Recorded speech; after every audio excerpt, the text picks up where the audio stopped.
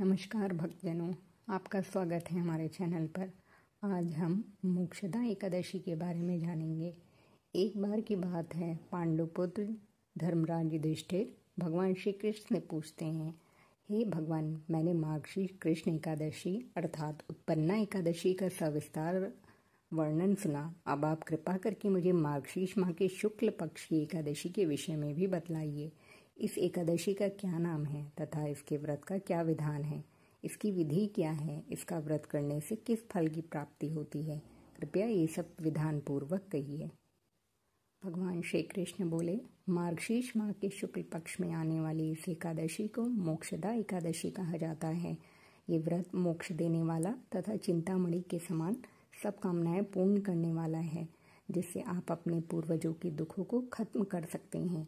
इसका महात्म्य मैं तुमसे कहता हूँ, ध्यान पूर्वक सुनो।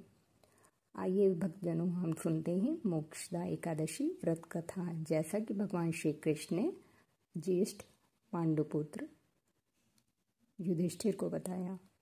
गोकुल नाम के नगर में वैखानस नामक राजा राज्य करता था। उसके राज्य में चारों वेदों के ज्ञाता ब्राह्मण रहते थे।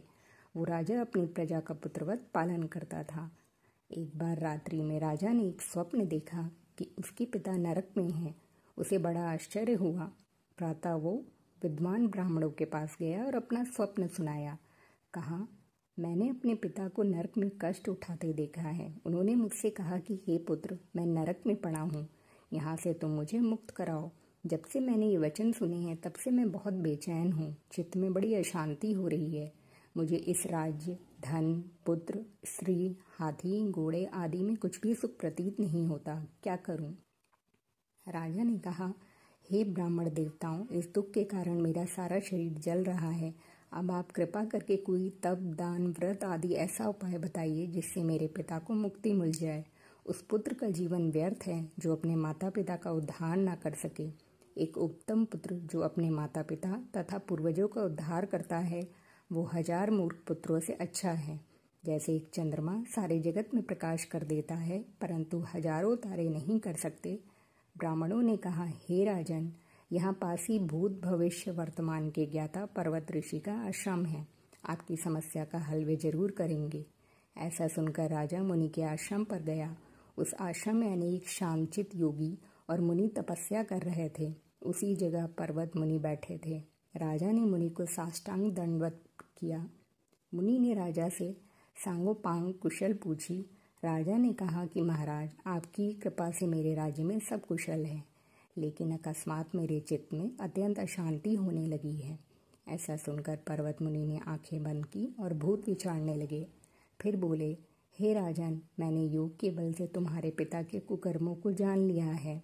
उन्होंने पूर्व जन्म में कामातुर होकर एक पत्नी को रति दी, किंतु सौत के कहने पर दूसरी पत्नी को ऋतुदान मांगने पर भी नहीं दिया। उसी पाप कर्म के कारण तुम्हारे पिता को नरक में जाना पड़ा। तब राजा ने कहा, इसका कोई उपाय बताइए।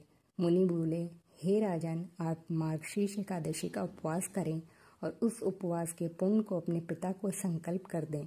इसके प्रभाव से आपके पिता की अवश्य नरक से मुक्ति होगी।